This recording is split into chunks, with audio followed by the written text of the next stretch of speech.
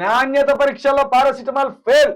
మరో 52 రకాల మందులు సైతం జాబితాలో. విటమిన్ సి-డి3 మాత్రలు సైతం నాట్ ఆఫ్ స్టాండర్డ్ క్వాలిటీ పేర్కొన్న సిడిఎస్సిఓ. నాణ్యత పరీక్షల్లో పారాసిటమాల్ సహా 53 రకాల మందులు ఫెయిల్ అయినట్టు భారత డ్రగ్ రెగ్యులారిటీ బుధవారం వెల్లడించింది.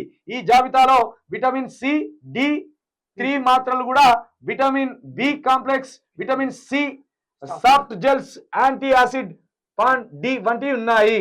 ఏంది ఇది?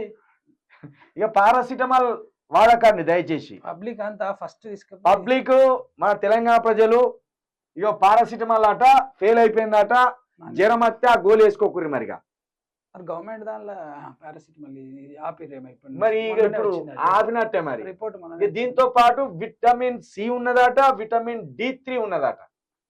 53 రకాలు ఉన్నాయట ప్రజలారా. మరి మనకి ఇట్లా జలుబు చేసిందనగానే పారాసిటమాల్ వేసుకుంటే ఇప్పుడు డాక్టర్ దగ్గరికి ఎవరు వెళ్ళట్లేదు, డైరెక్ట్ మెడికల్ షాప్ వెళ్ళి తీసుకుంటారు. అట్లా తీసుకోకండి. డాక్టర్ని సంప్రదించినాకనే, ఆయన మందుల షీట్ రాసినాకనే తీసుకోరు. ఇక పారాసిటమాల్ అయితే ఆగం అయిపోయింది. మరి అదే వేసుకుంటే మా సుమా మీరు మరి దాని మీద వాడు మ్యానుఫ్యాక్చరింగ్ డేట్ ఇస్తాడు, ఎప్పుడు తయారు చేసిందో జరా చూడుర్రి. అది కిడ్నీలకు ఎక్కువ ఎఫెక్ట్, కిడ్నీల మీద ప్రభావం చూపుతుంది, కిడ్నీలో ఎగిరిపోతాయి. మరి ఇది మొత్తమే నాణ్యత పరీక్షల్లో పారాసిటమాల్ అనేది అసలు కనీసం మొత్తమే ఫెయిల్ అయిపోయిందట. జర జాగ్రత్తగా ఉండు ఇక.